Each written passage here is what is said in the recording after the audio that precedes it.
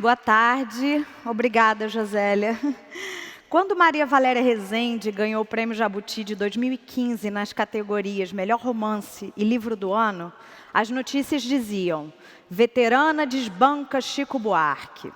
Ou então, freira surpreende com o melhor romance.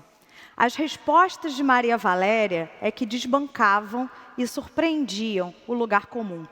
Disse ela: como posso ser chamada de veterana, se eu e Chico Buarque temos praticamente a mesma idade?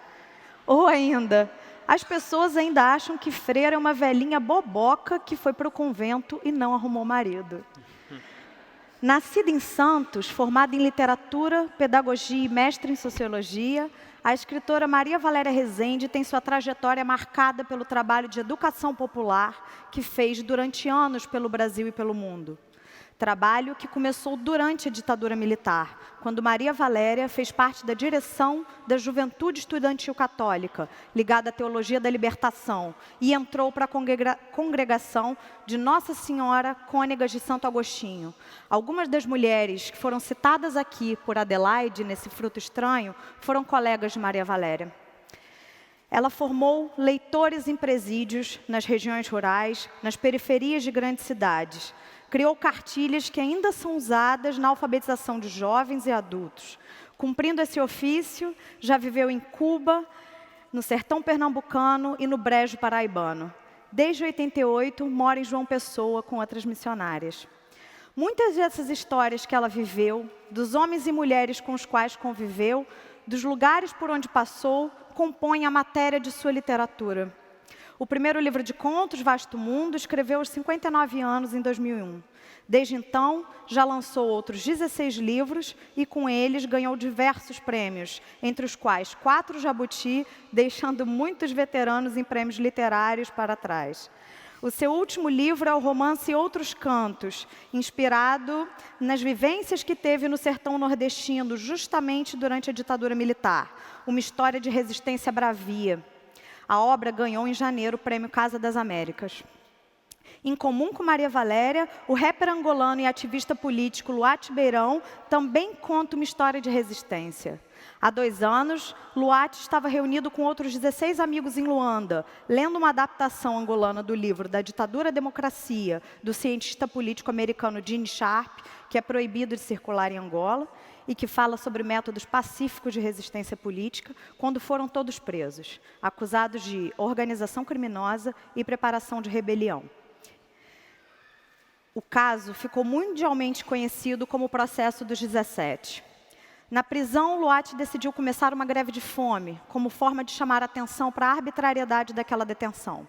Por 36 dias, recusou tudo que lhe davam de comer no presídio, sustentando o corpo com uma maçã por dia ou biscoitos de água e sal. Nesse período, escreveu um diário, que está sendo lançado aqui na Flip, Sou Eu Mais Livre Então. Eu estou com a versão em portuguesa, mas essa é a versão que saiu aqui no Brasil. Correndo risco de vida, Luati decidiu encerrar a greve de fome. Posteriormente, o grupo foi julgado e ele foi condenado a 5 anos de prisão, mas há alguns meses foram beneficiados pela lei de anistia. Desde então, Luati tem se empenhado em fiscalizar de forma independente o processo eleitoral de Angola, que acontecerá no próximo mês. E, enquanto isso, segue compondo e fazendo apresentações musicais, quando tem a chance, como ontem aqui mesmo em Paraty.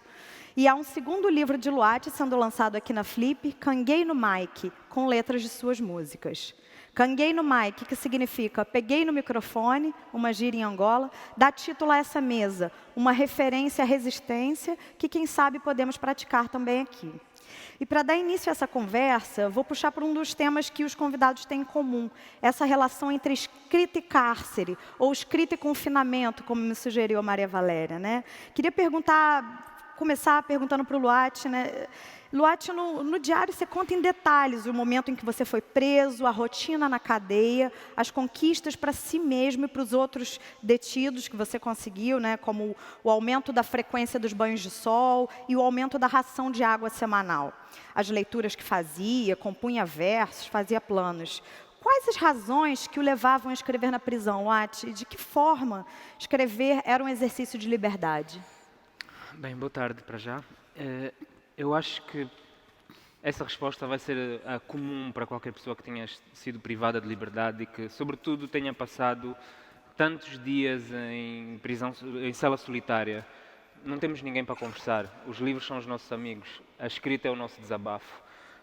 Eu já escrevia música desde 94, portanto era um exercício simples e natural para mim.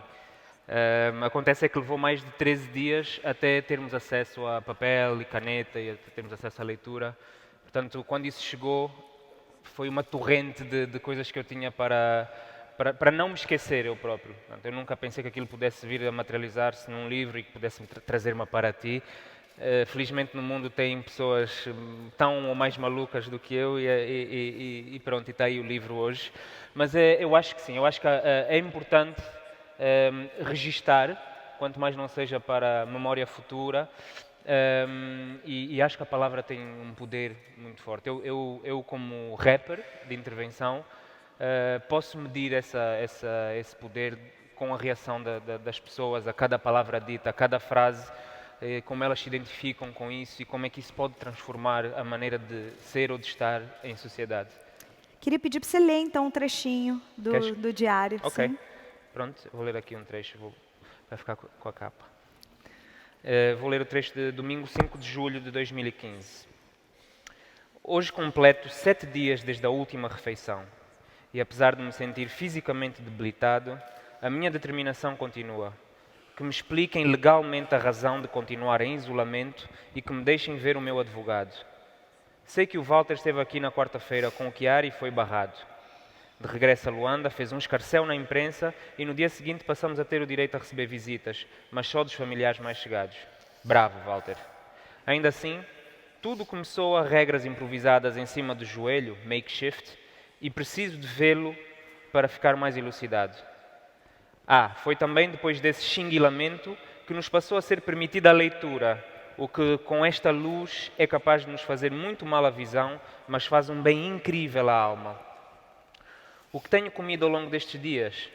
Ontem comi um iogurte, 3 biscoitos de arroz, 4 bolachas de água e sal e o último chocolate numa caixa de 3, que estando aí desde domingo já tinha sido devorado pelas formigas.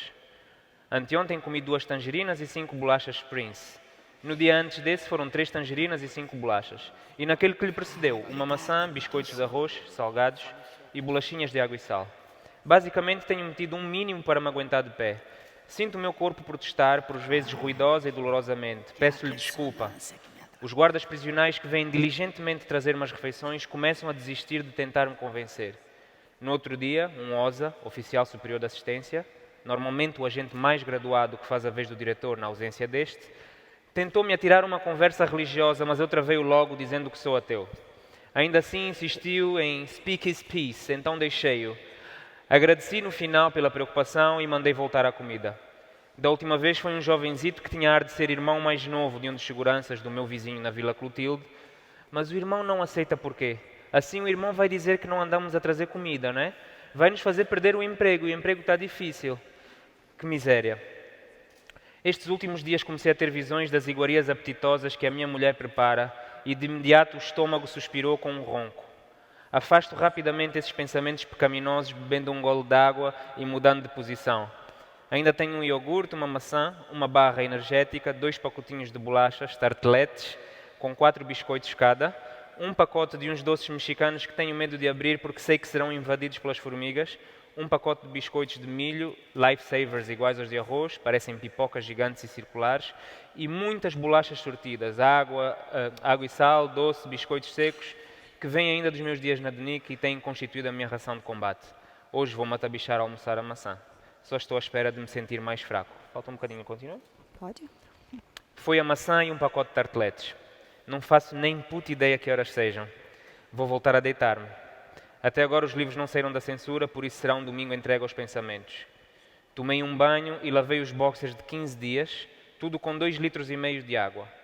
Coloquei os boxers no prato da ordem, que usei como bacia, pus-me o mais vertical possível em cima do prato e fui despejando um fio de água na cabeça muito devagarinho, com a mão direita, enquanto a esquerda fazia movimentos frenéticos para espalhar cada gota pela maior superfície possível.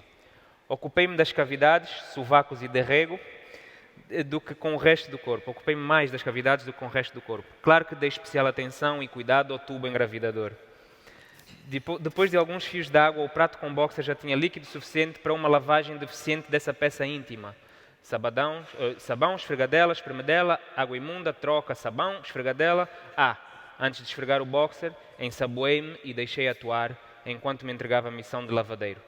Depois, 2 de mãos, o mesmo método, tirei o prato debaixo de mim para não apanhar com a água suja do meu corpo, claro, né? Fiozinho de água até não sentir mais nada a escorregar. Depois, a última de mão no boxer e pronto. Fresco e preparado para me voltar a esticar na cama de betão armado. Que vidoca. Queria só esclarecer uma coisa. Este trecho dá a entender que eu estou em greve de fome e aquela greve que citaste. Na verdade era um protesto, eu ainda ia comendo, eu não lhe chamei greve de fome. A minha greve de fome de 36 dias eu não ingeri qualquer alimento, nenhum. Maria Valéria.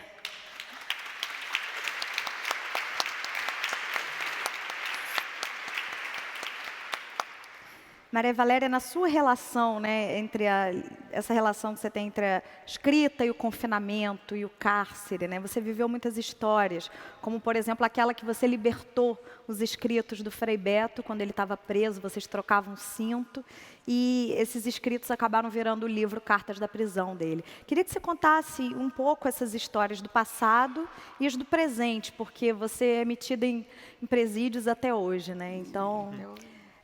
fazendo oficinas, enfim. Queria que você contasse um pouco essas histórias. Olha, de fato, eu, por causa de vir repartir uma conversa com o Luati e ter lido as coisas dele, eu comecei a fazer uma rememoração das minhas e percebi que eu passei a minha vida toda entrando e saindo de prisão. E nunca fui presa. Fui apanhada várias vezes e nunca fiquei presa. Inclusive, ultimamente, teve um momento que eu estava louca para terminar um livro e muita agitação à minha volta. E como o meu último livro tem o selo da Petrobras, que me deu um patrocínio, eu até fiquei assim sonhando, quem sabe eu vou presa para poder acabar de escrever meu livro. Que ainda mais que vai ser prisão especial, etc., né? Mas eu nunca fiquei presa. Eu fui apanhada, mas eu sou capaz de fazer uma cara de boba tão grande que eu fui solta porque acharam que eu tinha caído ali de boba mesmo. E eu sempre considerei isso uma coisa meio milagrosa e talvez por isso, sempre que há uma oportunidade de ir fazer alguma coisa numa prisão, eu aceito e vou. Então assim Bom, durante os anos até o final de 71, desde 69, desde o AI-5 até o final de 71, eu ia semanalmente para o Presídio Tiradentes. Eu ia no dia da visita como visitante, porque a família do Frei Beto ou uma outra família que não moravam em São Paulo me inscreveram na Justiça Militar como representante da família para poder os meninos receberem alguma visita. E no outro dia, eu não me lembro mais se era o sábado que era a visita e o domingo que era a minha outra coisa, ou se era o contrário, mas não importa. No Presídio Tiradentes era um prédio que estava em ruínas, era um prédio do período colonial que estava em ruínas, mas ele não tinha sido derrubado e lá puseram os presos políticos. Então, usam aquele prédio desmantelado para ser a prisão política, mas uma ala desse prédio estava ocupada pelos que eles chamavam de presos correcionais, que tinham o apelido de corrós. E os corrós eram o quê? Eram presos ilegais, sem processo nenhum, sem acusação nenhuma. Então, tinha uma parte que eram as mulheres e uma parte menor que eram homens. As mulheres quem eram? Eram, em geral, prostitutas que não tinham pago pedágio à polícia, pessoas que tinham que pagar pedágio para a polícia e não estavam pagando, então eram atrancadas lá, ilegalmente, de castigo. Podia ser 2 meses, 3 meses, 6 meses, e depois iam para a rua, depois voltavam de novo. E os homens que estavam na prisão correcional, não era correcional, na verdade. Eles eram dados como soltos do Carandiru ou de outro lugar e levados para o Tiradentes e depois retirados dali pelo Esquadrão da Morte. E eu tinha muitas relações com, eu tinha muita ligação com a Organização do Auxílio Fraterno, que é a OAF, uma organização que havia em São Paulo, mantida pelos beneditinos olivetanos, que se dedicava a acompanhar e se ocupar das pessoas mais desprezadas, que eram moradores de rua. Naquele tempo não existia Cracolândia nem crack, mas enfim, tinha muita gente abandonada pelas ruas de São Paulo, de todas as cidades brasileiras, e os presos, e sobretudo esses que nem sequer o benefício de advogado, de nada não tinham, porque eram presos inexistentes oficialmente. E elas conseguiram e conseguiam poder entrar e fazer um trabalho de educação, supostamente, com as corrós. E eu entrei nessa equipe, e depois eu consegui ficar amiga das funcionárias que cuidavam lá, e que eram as mesmas funcionárias que cuidavam da Torre das Donzelas, né? Que era a torre, a parte onde estavam as meninas presas políticas, e elas não estavam nem aí, elas eram o emprego delas, simplesmente. Então, depois elas me faziam passar para o lado de lá. E assim eu pude subir, entrar. Algumas amigas, grandes amigas, tinha uma principalmente, que a tortura fez com que ela ficasse realmente mentalmente afetada.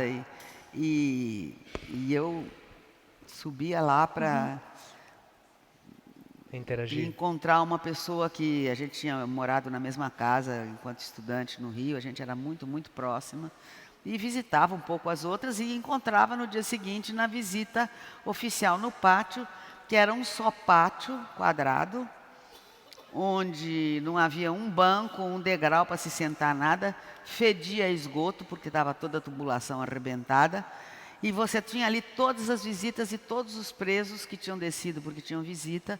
Depois eu aprendi a pedir para as famílias, porque se eles não tivessem visita que chamava por eles, eles ficavam sozinhos na cela. Então, no fim, eu tinha uma lista de presos que eu estava autorizada a visitar. Então, eu mandava chamar todo mundo para eles poderem descer e pelo menos conviver com todo mundo junto. E era muito curioso isso, porque então era uma multidão em pé, amontoada naquele pátio, de maneira que ninguém podia nos vigiar completamente. Então, isso permitia, por exemplo, os truques que nós criamos é que os presos... Agora eu vou tirar isso aqui, porque agora, em vez de me ajudar, está me atrapalhando. É porque eu sou um pouquinho meio moca, meio cega, meio fraca do juízo. Aí, então, o que a gente fazia? O pessoal conseguiu o privilégio de poder fazer artesanato. Então, eles faziam uns cinturões de couro, bem largos, assim, duplo. Então, eles me fizeram eu saí com ele, já com cartas dentro. Depois era uma trabalheira, porque naquela semana eu tinha que desmanchar, tirar as cartas que eram escritas com letras microscópicas, de várias pessoas, não só do Beto, mas muitas eram do Beto. E depois eu tinha que costurar de novo o cinto, para voltar com o mesmo cinto. E eles tinham uma cópia daquele cinto, eu devolvia, a gente ali no meio fazia um bolinho assim de gente, eu trocava de cinto e eles me davam um cinto que vinha com novas cartas, etc. E aí a gente distribuía essas cartas. E depois, a uma certa altura, eu tenho uma confusão na minha cabeça, porque na minha memória, em 71, no final de 71, a minha congregação decidiu que não dava para ficar mais em São Paulo, porque também estava metida em esconder gente e de todas as organizações, porque era salvar vidas, era arrumar passaporte, salvar a gente. A gente nunca tive ligada diretamente à luta armada, nem nada disso, embora que a gente tivesse uma relação com as organizações que também, às vezes, tinham um braço armado. Mas a gente estava salvando gente, e eram meus colegas, meus amigos, gente que eu... Então, aí no final de 71, a minha congregação, parece que tinha irmãs idosas que não dormiam de noite com medo que a polícia viesse me buscar.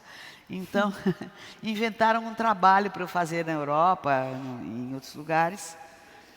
E na minha memória, eu fiquei o último mês, eu fui para Belo Horizonte, para a casa do meu avô, e o Frei Eliseu, que era um dominicano, tinha recolhido todas as cartas do Beto, e eu fiquei na Remington velha do meu avô, batendo em stencil, copiando tudo aquilo com lupa às vezes.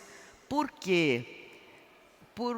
A primeira razão pela qual a gente fez isso foi porque a repressão estava tratando de convencer e convencendo a vários bispos que os dominicanos que estavam presos, não eram verdadeiramente cristãos nem frades, eram comunistas infiltrados na igreja para fazer subversão. E a gente achou que ia haver uma assembleia da CNBB, e nós achamos que era fundamental e mostrar as cartas, porque o Beto é muito teólogo, assim, então um infiltrado comunista ateu jamais poderia inventar tudo aquilo, né? Então a gente achava que as cartas do Beto, que era quem mais escrevia, que ele sempre, desde muito antes, ele já tinha o plano de ser escritor, que eu sou testemunha disso. Com 14 anos ele ele escrevia as coisas dele, fazia uma cópia de papel carbono e me dava uma pastinha de cartolina amarela, que era o Dropbox dele, vamos dizer assim, a cópia de segurança, né? Então ele já tinha essa coisa de ser escritor, né? Então ele escrevia, e aí eu transcrevi todas essas cartas do Beto em stencil, e a ideia era imprimir naquele stencil de cera daquele tempo, passava, para distribuir na Assembleia dos Bispos. E aí veio a possibilidade de mandar para a Itália. Agora, na minha memória, veja que coisa estranha, na minha memória, eu saí daqui com essas cartas. Da casa do meu avô, eu já fui embora para o aeroporto de São Paulo, do Galeão, não sei, e embarquei direto para Roma, e cheguei lá com essas cartas mimeografadas. Fui a Linda Bimbi, que era uma religiosa italiana que tinha vivido em Belo Horizonte, tinha saído porque já estava perseguida, e ela foi comigo no escritório do senador Lélio Basso, fundador do Partido Socialista Italiano, etc. E na hora, ali na frente, eu ouvi telefonar para uma das duas grandes, enfim, para o editor, e dizer: olha, eu estou com um livro aqui que precisa ser traduzido e publicado imediatamente. E, de fato, 3 meses depois o livro estava publicado. Isso se aconteceu nos 3 primeiros meses de 72, para mim, na minha memória. Aí eu recebi agora uma biografia da Linda Bimbi, que já faleceu, onde a história é contada de outra maneira. Que o livro foi publicado em 71, que ela conheceu o Lélio Basso no lançamento do livro, e aí ela falou, ele falou, e ela foi convidada para ser assessora dele. E eu fui verificar, de fato consta que a primeira edição do livro é de 71, então não posso. Então é muita coisa muito esquisita. Porque, na verdade, para mim, prova uma tese minha, assim, uma hipótese de que toda memória é ficção e toda ficção é memória. Não há a fronteira entre a memória e a ficção, porque eu, de boa fé, eu vejo todas essas cenas. Eu estou doida, porque as provas... Eu, inclusive, fui verificar no meu passaporte, falei, será que foi em 71 que eu fui? Eu estou confundindo o ano. Não, mas o meu passaporte é dos últimos dias de 71, não tem nenhuma saída minha, tem em 69. Mas não foi em 69, o Beto não tinha nem sido preso. Então foi, não sei, estranho, né? Eu continuo convencida de que fui eu que levei as cartas, agora eu não tenho mais certeza. Maria Valéria, e hoje em dia, você ainda continua frequentando? Sim, aí, bom, ao longo da minha vida, depois eu fui para o interior eu quis voltar para o Brasil, aí eu pensei que a congregação fosse me obrigar a ficar fora, andei pela Argélia, andei por aqui, andei por todo lugar. Aí um dia, eu já tinha acabado o serviço que elas me pediram, e estava assim. Aí a superiora geral me chamou, eu tive um recado que eu fosse lá no escritório da superiora geral, pensei, ela vai dizer que eu tenho que ficar aqui. E eu queria voltar, eu queria voltar, eu queria voltar. E aí foi interessante, porque ela disse, eu sei que você quer voltar para o Brasil, não é? E puxou uma gaveta assim, e disse, eu até preparei aqui umas coisas para você, e me tirou uma pilha de livros sobre a resistência francesa. E disse, eu entendo muito bem que você queira voltar, porque eu também quereria voltar. E aí ela me contou, ela era superiora de um convento nosso na Alsácia, perto da fronteira. E eles tinham feito um túnel, e tinha uma rede que tirava crianças judias de dentro da região ocupada pelos alemães, e tinha todo um caminho para levar para Portugal. Então ela diz, eu entendo que você queira ir, você vai voltar. Só que temos que pensar uma estratégia. E a estratégia foi ir para os Estados Unidos. Eu, como tinha estado na Argélia e carregado uma valise diplomática argelina, eu tinha uma carta, porque tinha uma greve da Alitalia, que era quem carregava essa valise diplomática. Então, tinha uma freira que ia voltar para Roma, me mandaram levar, algemaram aquele saquinho no meu braço e me deram uma carta. Pede-se às autoridades aduaneiras e policiais deixar passar Maria Valéria Rezende, portadora, a serviço da Secretaria de Estado do Vaticano. E mandaram eu devolver a carta junto com a coisa. Eu não devolvi a carta, grampeei no meu passaporte, fui pedir visto no consulado de Paris, americano em Paris, e me deram um visto de múltiplas entradas por tempo indeterminado, porque eu deixei a carta do Vaticano, eu era uma santa pessoa diplomática. E com isso eu andei, eu ainda tenho esse passaporte com essa carta, com tudo. Eu ando com 2 passaportes quando eu tenho que ir nos Estados Unidos. Fantástico. Passaporte Incrível.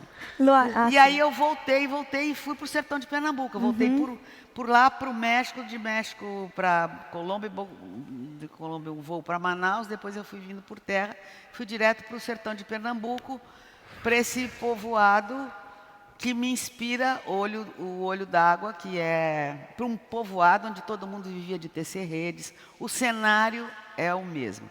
Eu digo que me perguntam, é autoficção? Não, não é autoficção, porque a personalidade da pessoa que conta a história dessa Maria não é a minha. Eu não sou nada sentimental. A gente já vai entrar no tema do livro. Luarte, conta em você, né, quais foram as circunstâncias que resultaram na sua prisão, né? Aqui eu vou voltar um pouco a esse outro tema que vocês têm em comum também, que é a relação com a repressão e com a censura, né? Queria que você contasse as circunstâncias que resultaram na sua prisão e como é que funciona a censura aos livros em Angola, né? Porque acho que seu livro não está à venda lá, né? Não está. Eu vou primeiro começar com a primeira parte da pergunta e Sim, depois, se eu sim. me perder, volto a insistir. Desde 2011, eu sentia que a música era insuficiente.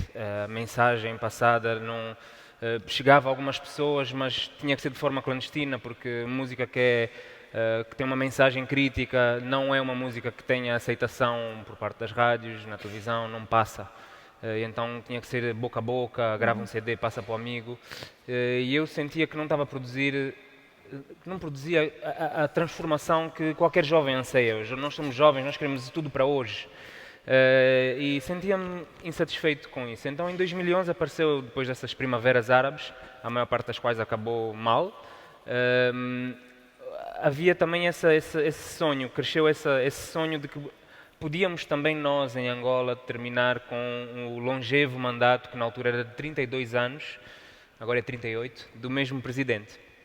E pronto, e alguém decidiu convocar, não fui eu, alguém decidiu convocar uma manifestação de forma anónima, e aconteceu que eu tive, uma semana antes da data marcada, fui convidado para um concerto de música, e resolvi nesse concerto de música assumir que ia participar nesse ato. Portanto, a partir daí a minha vida mudou completamente, foram cocaína na bagagem, cabeças partidas, detenções frequentes, um dia, no máximo, passar uma noite soltavam-me. E em 2015, juntámos-nos com um grupo de pessoas, porque havia várias pessoas que tinham várias ideias, vamos fazer isso, vamos fazer aquilo.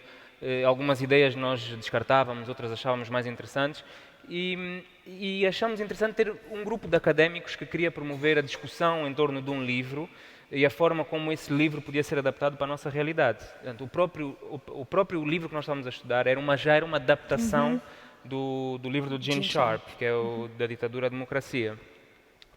E estávamos numa sala uma sala de aulas, dentro de uma residência privada, porque ali as pessoas todas são empresárias e têm as suas casas a fazerem múltiplos negócios. Aquilo era ao mesmo tempo, tinha uma livraria, tinha um colégio privado, enfim, era tudo misturado. E era sede de partido, de um partido já extinto.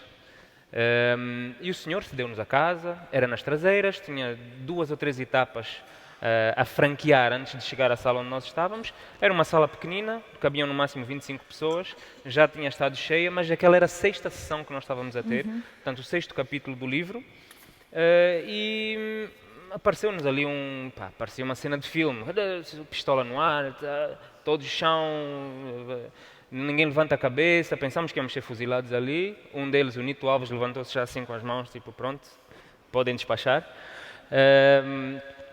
E aí eu percebi-me que a situação não era idêntica às anteriores. Achei estranho que tivessem escolhido um contexto tão pacato, em que estão pessoas reunidas com fascículos e computadores e pendrives e esferográficas, e justamente naquele momento escolherem para nos darem a lição mais vigorosa que nos tinham dado até à altura. Portanto, o que se passou foi que eles identificaram, eles tinham pessoas infiltradas. Nós sabemos que temos sempre pessoas infiltradas, porque a natureza do trabalho de um ativista é tornar-se o mais abrangente possível, então tem que estar aberto. E em regimes como o nosso, que tudo quer controlar, nós sabemos que eles rapidamente enviam pessoas que se passam por libertários, mas que no fundo são só informantes. Temos que ter consciência disso e aceitámo-lo, porque não fazemos nada de ilegal. Nós estamos a agir dentro dos marcos constitucionais, não temos que ser clandestinos, não sentimos essa necessidade de ser clandestinos. Então, desde a primeira ação, nós sabíamos que tinha ali pessoas que estavam lá para informar os serviços de inteligência. E, de facto, eles gravaram as sessões, e o que os serviços de inteligência fizeram foi recortar e montar certos áudios e certos vídeos em que fazemos referências a coisas que no meio da discussão não têm rigorosamente nada de sério, e fizeram parecer que era uma coisa séria. Fala de 100 milhões de dólares, parece que já está a ser financiado. Fala de se os tanques de guerra vierem, o que é que a gente vai fazer quando se deparar com eles em frente de nós? Fugimos ou ficamos? Eles pegaram nessas conversas e montaram aquilo de uma maneira tal que eles acharam que era uau, com isto ninguém vai questionar.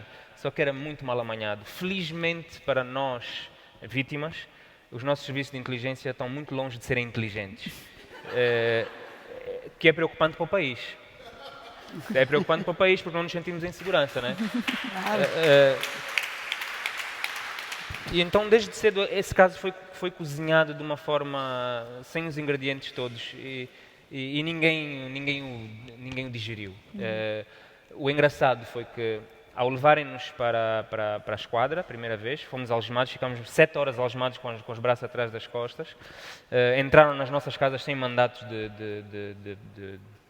de busca e apreensão, romperam pela porta. Eu fiz questão de dizer à minha mulher para não abrir, que eles tinham que forçar a entrada, para nós termos isso contra eles. E no fim do dia, quando eles estavam a pedir para a gente tirar as impressões digitais e assinar, eu disse, eu não vou pôr o meu nome em nada enquanto vocês não disserem qual é a razão de eu estar detido. Vai ter escapar umas galhetas, façam o que vocês quiserem, vocês só sabem agir com violência, nós também já estamos habituados à vossa brutalidade. Já andaram aos telefones, chefe, qual é a acusação? Nem sabiam porque estávamos presos, mas era uma operação de 30 carros de polícia, antimotins, tudo, a gente armada até os dentes, uma mega operação, mas não sabiam a razão de estar-nos a deter.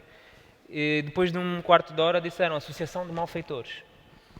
Isso durou uma semana, nós ficamos detidos preventivamente, e quando fomos finalmente ouvidos pelo procurador, ele já nos deu a acusação diferente, que era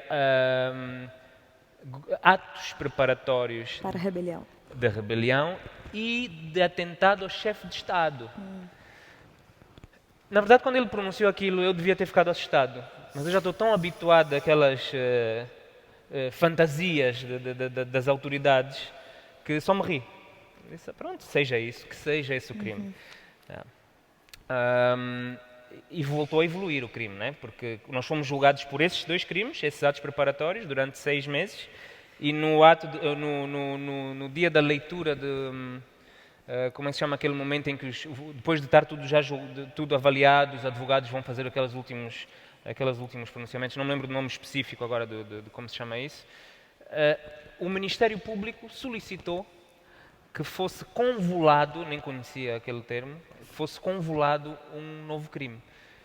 Nós tínhamos posto completamente de parte a Associação de Malfeitores e ele voltou a ser introduzido neste momento, porque o crime do qual éramos acusados dava-nos no máximo 3 anos de cadeia, que podia ser convertido em multa. E este da Associação de Malfeitores dava até 12 anos, e eles condenaram-nos apenas entre 2 anos e meio até 8 anos. Portanto, tudo absurdo, tudo é mesmo o absurdistão, como algumas pessoas costumam chamar. E essa relação com os livros, como é que... Os livros que vocês... há um índex ou não? Vocês podiam... Por que esse livro era um problema? Ok. Bom, na prisão eles têm eu achei muito engraçado, porque eu tive a ocasião de assistir a um ato de censura. Eles avaliam para a reintegração do recluso, porque o recluso desviou-se do comportamento social e precisa de ser reconduzido e reeducado. Nós temos logo que eles chamam de reeducadores.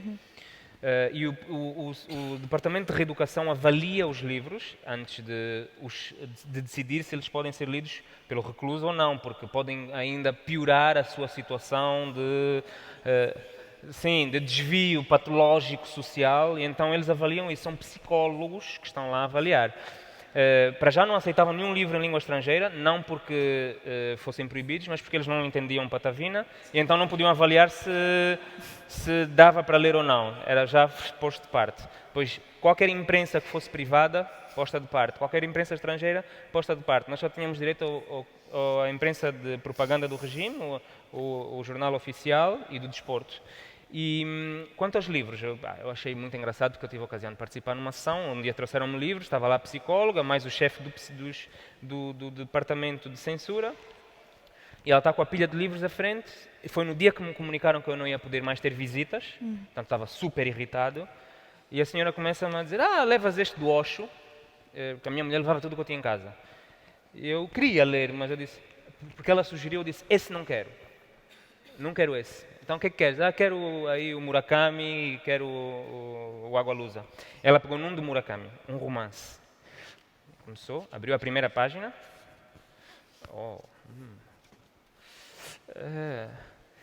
Não passou da primeira página, levantou-se, foi ter com o chefe. O que achas? Este é melhor não levar. É melhor não, porque tem aqui umas passagens algo violentas. Disse, ok, tudo bem. Pegou num outro, leu o Sputnik, Meu Amor, esse passou. E depois deu-me um do Agualusa, que eu pedi, que era uma compilação de contos dele. Eu achei muito engraçado, porque ela fez o mesmo método, abriu e começou a ler o primeiro conto, e as expressões já foram sim, foi de novo mostrar ao chefe, e o chefe também concordou, e entregou-me o livro. Quando eu virei o livro atrás, começa a primeira frase, diz: um conhecido ditador africano, muito amigo, com muito boas relações com Portugal, e se ela tivesse lido isso, o livro era reprovado logo de entrada. Então, sim, existia dentro da prisão esse problema. Quanto ao livro do Gene Sharp ser proibido em Angola, isso é oficioso. Não é... Nós não temos um index, não temos uma lista de livros proibidos em Angola. Angola é supostamente uma democracia, nós temos uma Constituição supostamente democrática, portanto seria completamente impensável existir em simultâneo e público e de forma aceite que há uma lista de livros proibidos. Portanto, eles nunca o irão assumir. No entanto, eu tenho o meu livro hoje, há mais de 1 semana e meia, para ser desalfandegado, com todo tipo de pretextos. O facto é que eu não consigo tirá-lo para o pôr à venda em Luanda. E não é porque o livro seja subversivo, como eles consideraram um CD com 20 faixas musicais que nos era dedicado, aos 15 mais 2, para o qual, cujos dividendos iam servir para ajudar as famílias, que sai 1 ano depois já da nossa soltura, que chegou a Luanda e que foi embargado pelas finanças, portanto pelo Departamento de Finanças, que é o das alfândegas, que consideraram um disco subversivo, num documento oficial. Portanto, há esse tipo de incongruências, né, entre o que é a lei e o que as pessoas devem fazer respeitar e a decisão da pessoa que está a avaliar. Que ele acha que está a proteger o país dessa forma, mas quando está mais a embaraçá-lo, né, a criar vergonha. E nesse momento, então, seus livros estão presos na alfândega de Angola? Ainda estão. Eu tentei resolver até antes de vir, mas não consegui. Maria Valéria, em relação a essa sua experiência, né, durante a ditadura militar tão forte, ela acabou, é o imaginário, né, desse último livro que você lançou, Outros Cantos, né, que eu até mostrei aqui, mostra de novo. É o contexto, né? Enfim, queria que você contasse um pouco a história desse livro, né? O que... A história desse livro, quer dizer, na verdade, eu vivi nesse povoado que eu descrevo aí e que era assim mesmo. Eu tenho muito pouca invenção aí.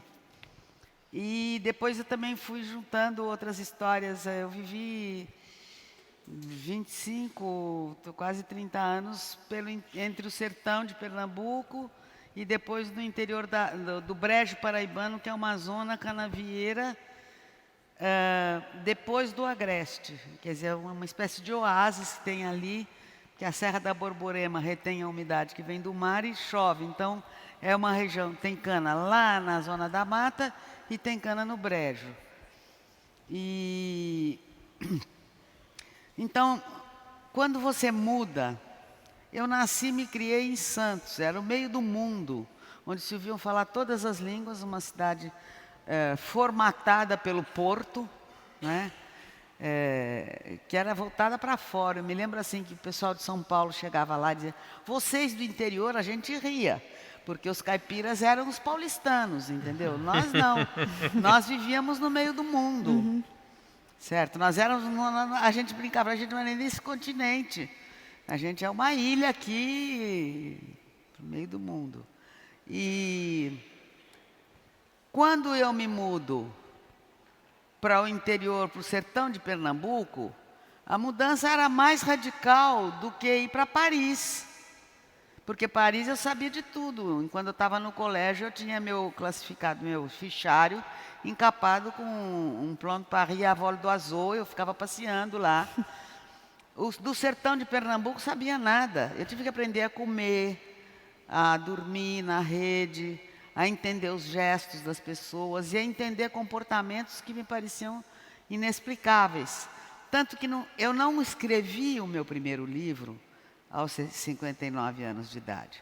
Eu escrevi esse livro, eu escrevi montes de histórias ao longo desse tempo todo, desde que eu voltei em 1973 até ser publicado, montes de histórias, porque às vezes era a minha maneira de tentar entender, me pôr no lugar da outra pessoa e tentar... Então eu escrevia histórias, batia a máquina no papel de seda e enfiava nos livros.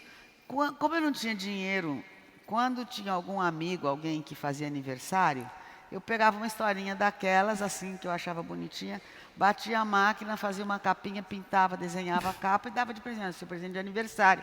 Escrevi para você. Só. Aí um dia, mamãe foi me ver e eu dei uma história. Ela pediu uma história. Eu já li todas as suas histórias, faz outra para mim. Eu fiz. E dei para ela, ela disse, leva para os seus... Eu ia voltar com ela para São Paulo. Leva para os seus irmãos. Porque também, na verdade, eu escrevia muito pelo seguinte. No povoado que eu morei muito tempo, às 7h30 da noite, quando acabava a reza na igreja, desligavam o motor da luz, porque era um geradorzinho que... Então ficava aquela escuridão. Eu acendia um lampião na minha casa. O povo ia todo dormir porque acordava às 4 horas da manhã para ir para a roça. E eu ficava sozinha. Por isso que eu digo assim, a solidão e o confinamento. E ali na minha casinha de taipa, que era um quarto e uma cozinha e pronto. Então eu escrevia também para ter o que ler, inclusive, porque... E depois porque o brincar com a máquina de escrever, naquele tempo que eu não tinha artrose e tinha 2 olhos, era uma coisa prazerosa para mim. Mas também ajudava as pessoas a encorajar as E pessoas porque a a ler, não é? minha profissão era fazer perguntas que fizessem as pessoas contarem a sua história e depois carregar essa história para contar essa história noutra comunidade, para suscitar deles a reflexão sobre sua própria história, que depois ia se incorporando nas minhas histórias, que às vezes eu reescrevia em forma de cordel. Mas as próprias pessoas que contavam as histórias não gostavam de as ler, depois não se sentiam... Claro, não, mas elas não representadas? liam. E, então o que eu comecei a fazer foi filmar em Super 8 as histórias que eles contavam. E aí era uma experiência fantástica. Um dia foi um bispo japonês lá porque eles vinham visitar Dom Helder, e depois de uma entrevista de 1 hora para cada visita do mundo inteiro que vinha, Dom Helder mandava tudo lá para Guarabira, que era o Dom Marcelo Carvalheira, que era o bispo, então era um jeito que lá tinha muita coisa para ver. E chegava qualquer estrangeiro, o pessoal mandava me procurar, porque tem gente falando enrolado aí. Eu era a tradutora geral ali, e aí o bispo japonês era simpaticíssimo, etc., e perguntou, gostou do trabalho da gente, a gente fazia 1000 coisas. O que vocês estão precisando? Eu queria dar alguma coisa. Eu falei, tinha acabado de ver um anúncio de um gerador de luz Yamaha. E tinha acabado de abrir uma loja de Yamaha lá. Eu falei, eu quero um gerador japonês, etc. Tem lá. Fomos embora no dia seguinte para João Pessoa, voltei eu com o meu gerador.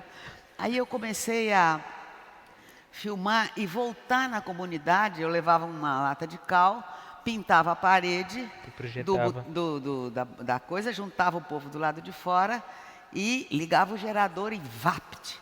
Eles não tinham visto nem televisão, que lá não tinha, porque repetidor era muito ruim.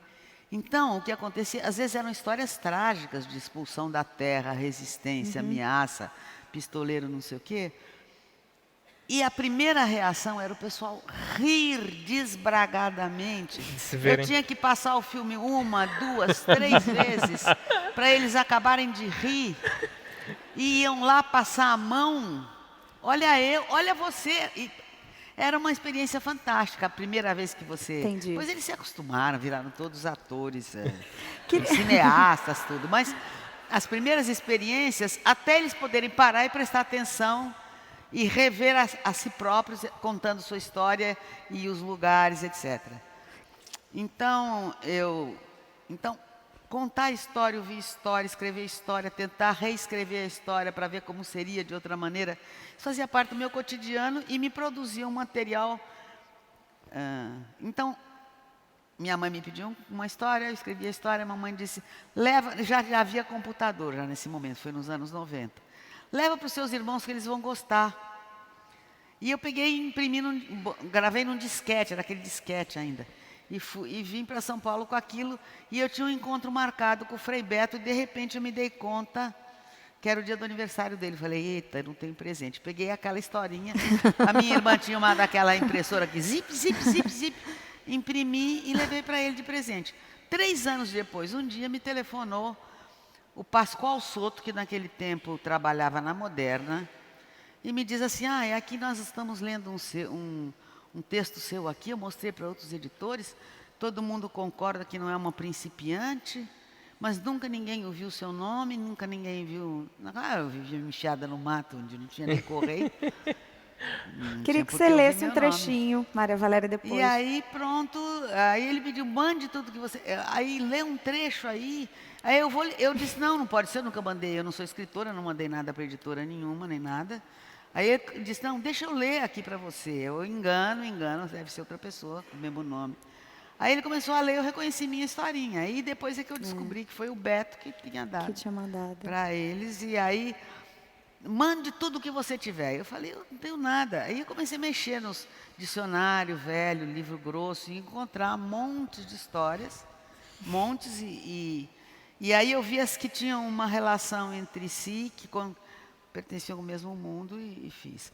Mas aí, o que eu acho que é mais interessante, assim, que é a minha história de cadeia, que nesse mundo todo aí que eu andei, eu vivia metida dentro da cadeia, porque a gente começou a organizar os sindicalistas do mundo da cana, e ali o pessoal, o jeito de reprimir qualquer movimento era o coronel, o dono do engenho, o dono da usina mandar prender, a polícia ia lá e prendia.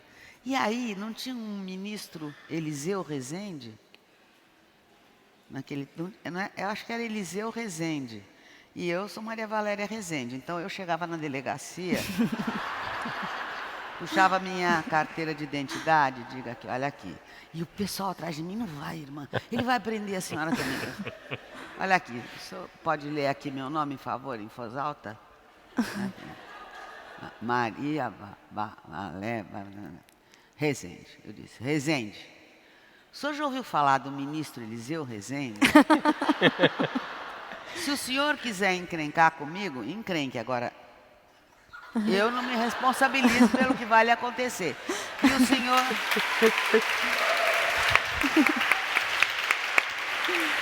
E o senhor não pode prender o seu Duda sem ordem judicial. Então o senhor vai soltar o seu Duda, senão eu não vou sair daqui, ninguém vai sair daqui. E não vai entrar nem água nessa cadeia. E nem para o senhor. Resolvia, tirava o pessoal da cadeia, entrava, saía. É bom aproveitar o nome para coisas boas. Nós lá em Mas Angola estamos ao eu sei contrário. lá quem é esse senhor. Esse não é meu primo. Porque quando me interessa, todos os Rezendes, todos os Vasconcelos são meus primos. A Estela Mares, por exemplo, né? Ela está aí? Não está. Maria Valéria, lê pra gente um trechinho do Outros Cantos? Então, eu vou pra ler um gente ouvir pedacinho sua... do Outros Cantos. Sim, pra gente ouvir. Aliás, é o primeiro parágrafo e depois um trechinho atrás. Mas eu tenho que trocar de...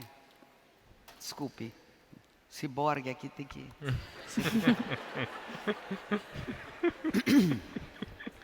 Olho de novo o perfil do homem sentado do outro lado do estreito corredor deste ônibus, no qual hoje cruzo mais uma vez um sertão, qualquer sertão. Vi-o pela janela quando irrompeu e acenou à margem da estrada, vindo de nenhum caminho, nenhuma habitação humana, emergindo do deserto, emaranhado compacto de garranchos e cactos. O ônibus parou arquejando e eu adivinhei que ele vinha sentar-se ao meu lado, apesar de tantas cadeiras vazias. Ele veio, grande, maciço, cheirando a couro curtido, suor e tabaco. O cheiro flui da minha memória, de certo, porque este ao meu lado veste-se como um cowboy de rodeio e cheira a água de colônia barata. Sentou-se, as costas retas, as mãos pousadas sobre os joelhos, os olhos fixos, perfurando o espaldar da poltrona dianteira. E assim ficou até agora. Difícil deixar de olhá-lo, ainda mais quando sua figura se transforma contra a luz, em silhueta de perneira, gibão e chapéu de couro, estátua encourada, revolvendo-me as lembranças. Agora que o sol se meteu por detrás das nuvens esfarrapadas, logo acima do horizonte, tingindo o mundo, o vaqueiro destaca-se, negro como xilogravura contra o fundo avermelhado, e percebo em mim uma sensação de suspensão e expectativa. Desejo e espero que ele lance, enfim, o seu aboio. Há mais de 40 anos carrego essa imagem e esse canto em algum socavão da alma que agora se ilumina. Eu fazia 30 anos no dia em que me meti pela primeira vez nesta aridez. Ainda não se havia espalhado por toda a terra a ilusão de poder se fraudar o tempo e afastar indefinidamente o envelhecimento e a morte com técnicas cirúrgicas e calistênicas, fórmulas químicas, discursos de autopersuasão, mantras, injeções, próteses, lágrimas e incenso. Então, só era possível fazê-lo, tornando-nos heróis, mártires, mitos, símbolos. Apostava-se a vida no que acreditávamos ser maior que a nossa própria vida. Encher de sentido o tempo era então mais urgente, pois tão passageiro. Urgência de marcar o mundo com a nossa existência, mesmo que arriscando-nos a torná-la ainda mais breve. Ultrapassar os 30 anos era atravessar o portal da juventude para a idade adulta. Era então o exato meio da vida.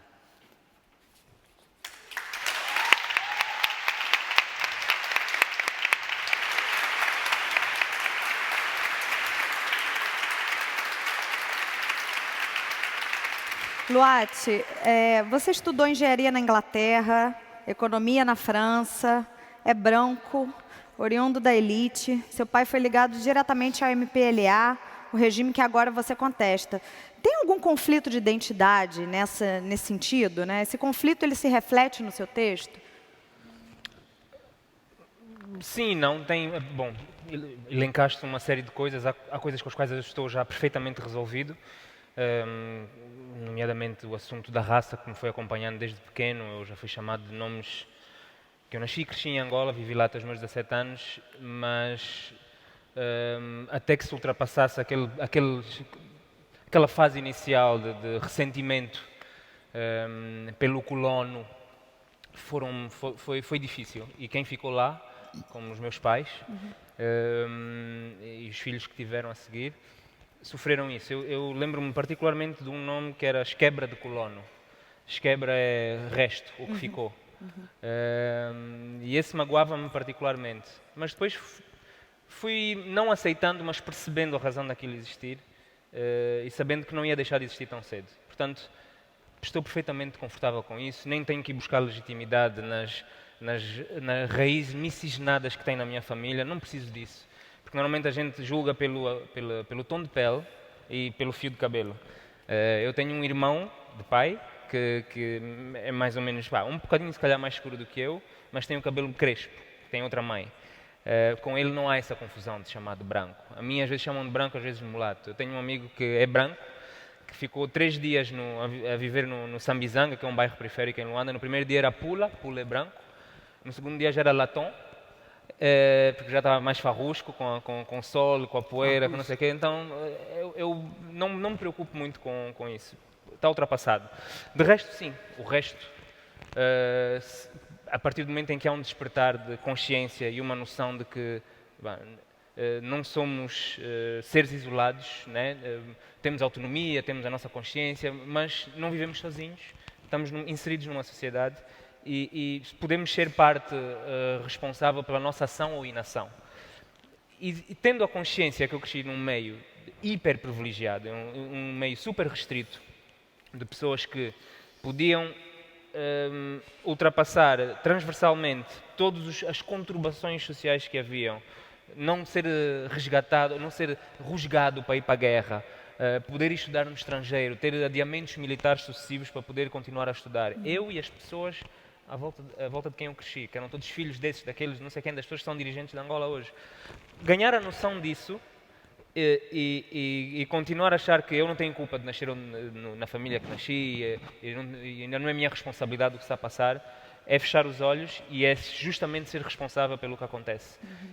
E então, desde os meus 17, 18 anos que eu comecei a ter esse despertar de consciência e as minhas letras refletem isso. Há muita autocrítica, muita... eu não diria indulgência, porque é uma coisa de impotência, de quero fazer mais, sei que sou responsável, preciso de me libertar e preciso fazer alguma coisa. Hoje em dia eu também já não tenho muito isso, porque acho que o que eu faço para complementar o que faltava com a música dá-me o conforto de saber que eu estou a fazer o que me é humanamente possível. Poderei ainda ser acusado de se realmente queres romper laços com o passado, doa toda a herança que o teu pai tiver deixado. Há várias coisas que ainda não podem ser usadas, né, para argumentar sobre esse meu conforto com a minha situação. Há coisas com as quais eu vou encontrando a paz à medida que a vida avança. Mas também decidi há muito tempo que não tenho justificações para dar a ninguém. Eu vou ser imperfeito, como qualquer ser humano é, vou falhar, vou errar. Alguns vão aplaudir, outros vão me mandar abaixo. Acontece todos os dias, continua a acontecer hoje. E as minhas letras têm agora um bocado menos, a minha música tem um bocado menos dessa culpa, desse conflito. Estou perfeitamente em paz e o meu pai foi uma pessoa fantástica para mim, foi o melhor pai que eu podia ter tido. Não sei se foi uma pessoa fantástica para a sociedade e acho que tem alguns dedos a apontar e há pessoas que lhe apontam esse dedo, mas como pai eu não sei se podia ter sido melhor. Portanto, essa parte aí vai ser sempre um conflito, né? A pessoa pai em casa e a pessoa como membro de uma sociedade na qual foi atuante e na qual teve um papel preponderante. Há de ser sempre um conflito para mim. Claro.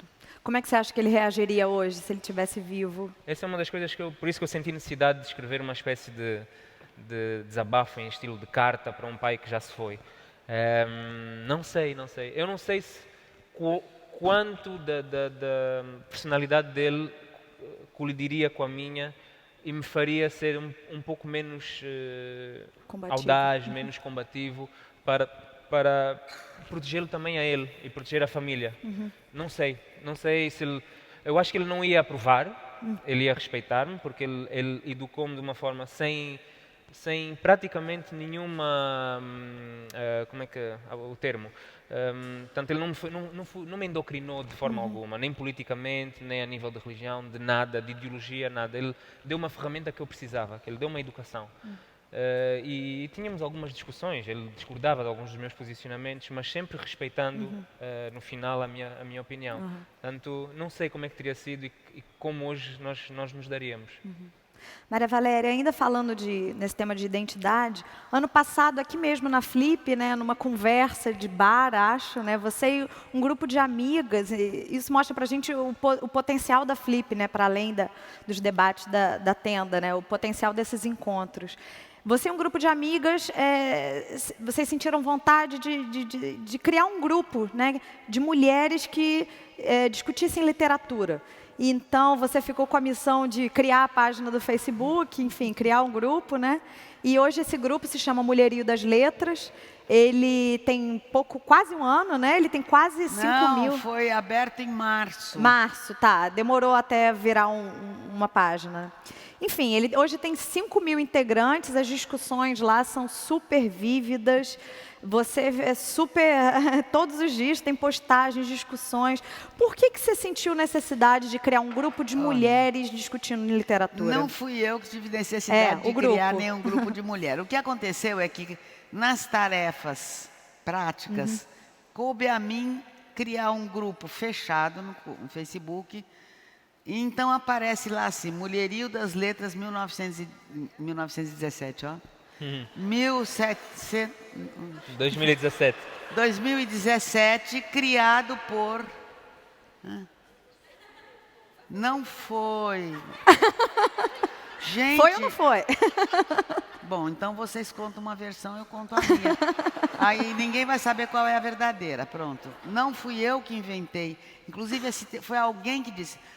Suzana, você estava lá, peraí, a gente já tinha conversado antes, criatura, que a gente não sabia que tem tanta nós não nos conhecíamos, porque as mulheres, a gente não sabia quem é escritora no Brasil, porque não aparece no jornal. Como é que a gente ia saber? Que a gente tinha que inventar um jeito de... Alguém falou, a gente fez uma reunião aqui, aproveitamos, vamos juntar a mulherada que está aqui, vamos fazer a quem a gente achou ali. E fizemos vamos conversar, vamos nos conhecer, porque a gente vai pouco nos eventos, né? A gente só vai de cota, então era pouquinho cada vez.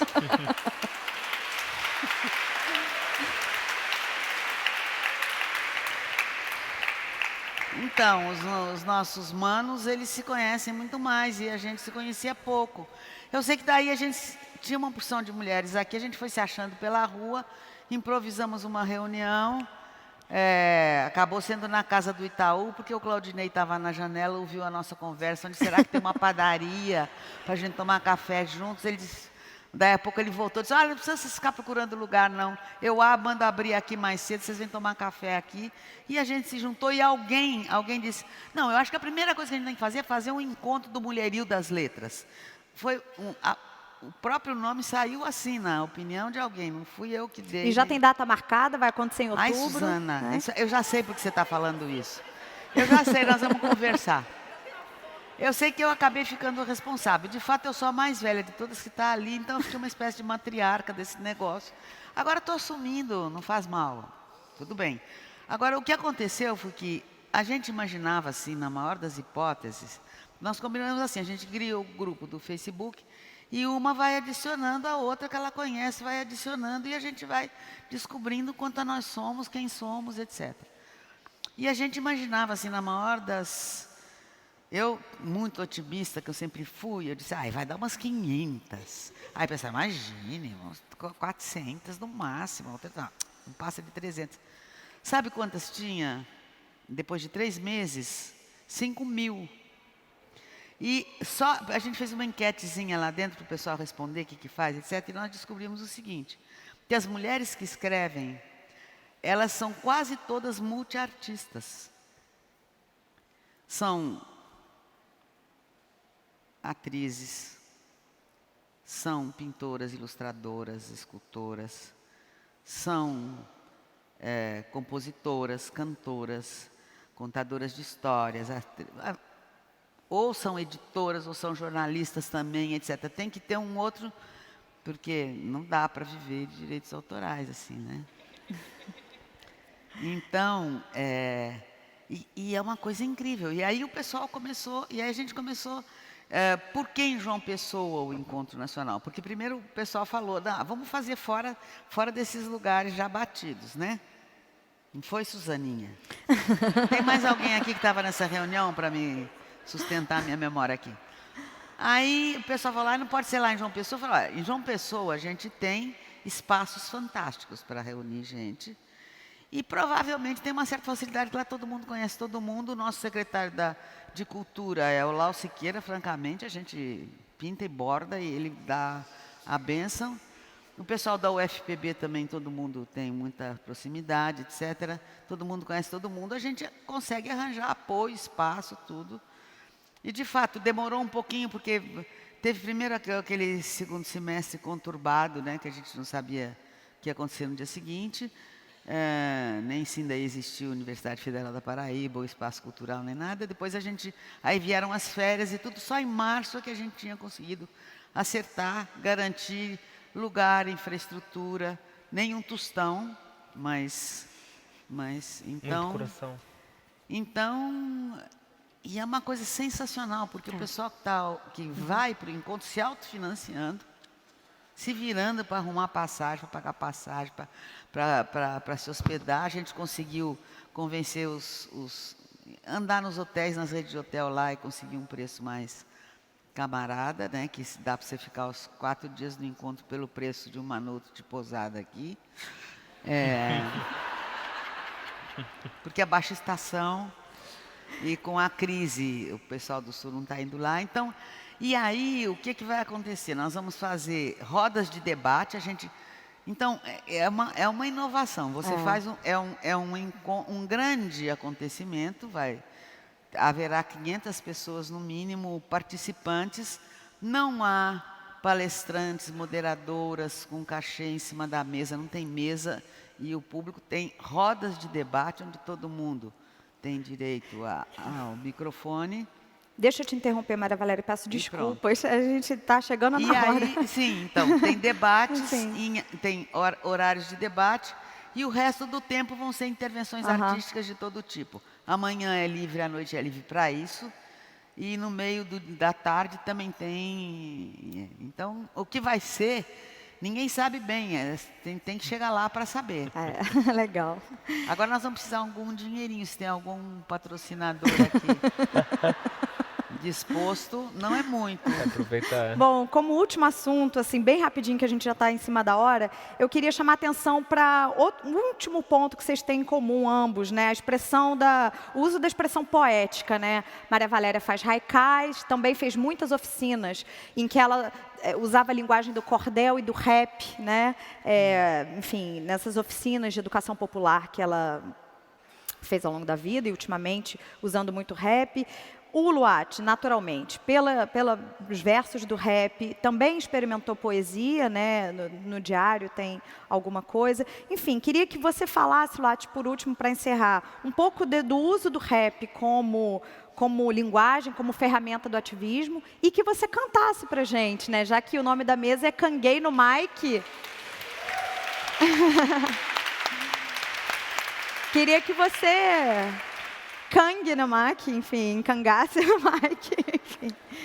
Cango no mic já ou dou ainda a primeira resposta? Acho que você pode falar e aí a gente encerra com bom. Você cantando no mic. Em Angola, o rap é singularmente a forma de intervenção mais ativa e mais mordaz que existe na sociedade. Não há cá jornalismo, não há cá nada. É o rap que tem a palavra direta, vai direto ao assunto, fala, mete o dedo na ferida. E o rap cresceu muito nesses últimos anos. O próprio governo sentiu necessidade de criar a ilusão de existir esse espaço, de fazer com que esse espaço fosse um pouco mais inofensivo, permitindo que alguns artistas críticos, mas não tanto, tivessem palcos grandes para poderem cantar, para isso dar um sinal aos outros que estavam a ser mais críticos, que se calhar mais valia moderar o discurso. Portanto, essa foi a forma de mais ou menos eles controlarem a força do rap, mas continua a existir muitos artistas que usam essa palavra para criticar e para chamar a atenção. Na verdade, essa chamar não é um bota-baixismo, né? É a preocupação com o país. Nós queremos que isto está mal e nós temos que melhorar, mas temos que saber criticar-nos, temos que saber aceitar a crítica. Não há essa tolerância, infelizmente. Então agora se calhar faço um verso. Vou fazer de pé. Por favor. Claro, tem que ser.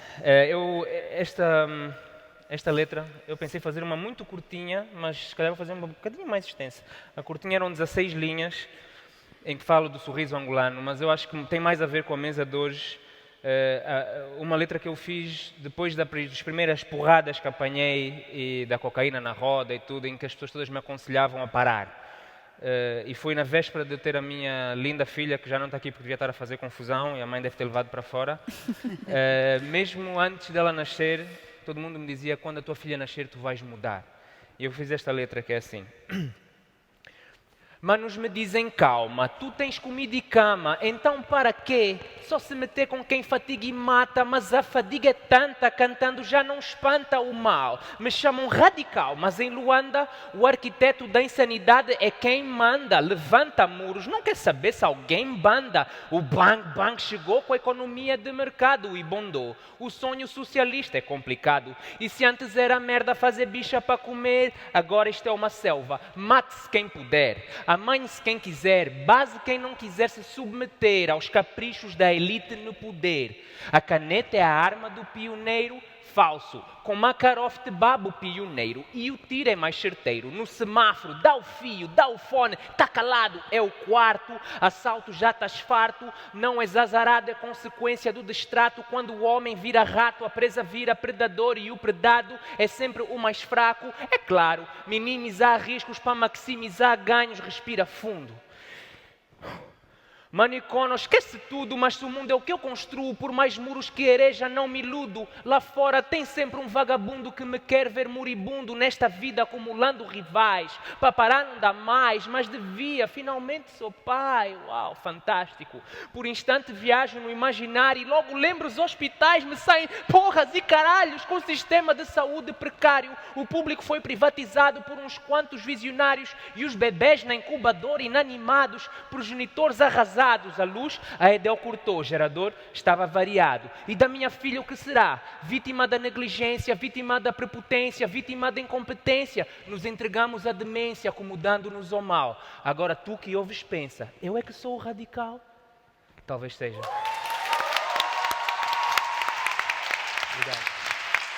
Obrigado.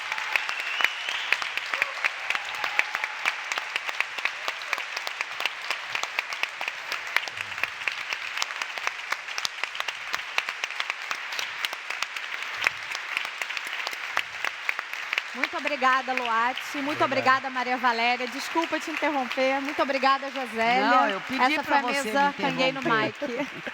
Eu pedi para você fazer o favor de me interromper.